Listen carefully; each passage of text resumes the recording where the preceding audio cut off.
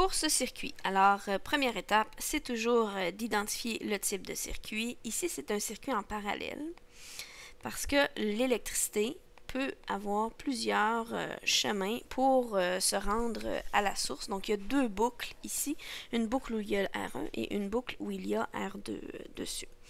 Deuxième étape, c'est d'identifier les variables que j'ai. Alors, si je prends à la source, je retrouve 3 ampères, donc c'est pour I, 3 ampères. Je vais à la branche de R1, j'ai rien à R1. À R2, j'ai 18 ohms. Et j'ai 1 ampère pour cette branche-là. Puisque je suis dans un circuit en parallèle, mes formules, donc j'ai toujours U est égal à R fois I. Et j'ai ma liste de formules, et là je vais prendre celle qui est en parallèle, donc celle qui est ici. Alors, pour toujours le même principe, je vais regarder des rangées et des colonnes. Je suis capable de faire une rangée ici. Donc, je suis capable de trouver U du résistor 2. Alors, je vais le calculer. U2, c'est égal à R2 fois I2. Donc, U2 est égal à, donc, la résistance, 18 ohms fois 1 ampère, ce qui me donne 18 volts. J'ai donc 18 volts pour U2. Est-ce que je suis capable de faire des rangées, des colonnes? En fait, je suis capable d'en faire deux maintenant. Je suis capable de faire la colonne des U. Pourquoi je suis capable de faire la colonne des U?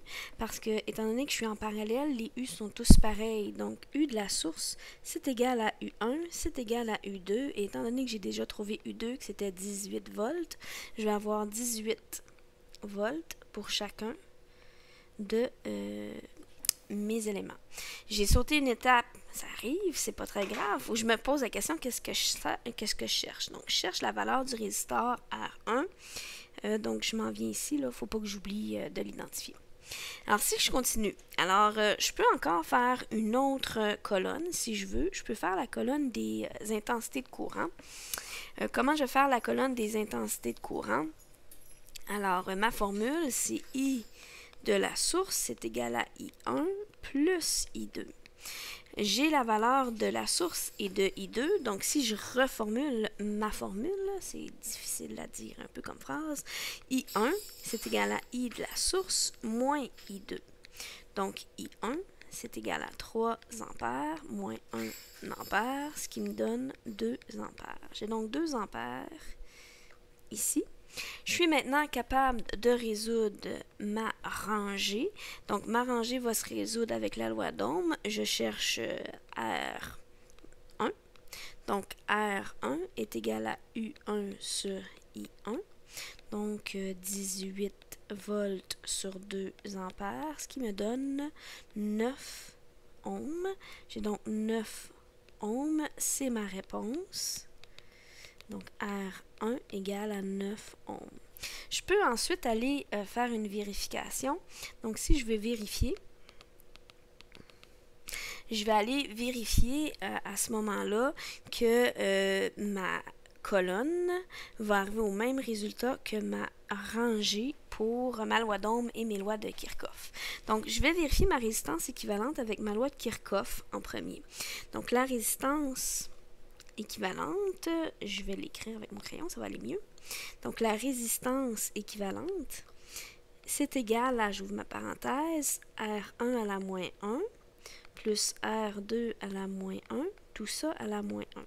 Donc, la résistance équivalente, c'est égal à R1, donc 9 ohms à la moins 1, plus R2, 18 ohms à la moins 1, tout ça à la moins 1. Je vais entrer ça dans ma calculatrice, ce qui me donne 6 ohms. J'ai donc 6 ohms que j'ai trouvé avec ma loi de Kirchhoff, qui est ma colonne ici. Donc, je vérifie si ma rangée fonctionne. J'ai fait ma colonne, je vérifie ma rangée, c'est ma loi d'Ohm. Donc, R est égal à U sur I. Donc, R équivalent, c'est U de la source sur I de la source. Donc, U de la source, 18 volts sur I de la source, 3 ampères, ça me donne 6 ohms.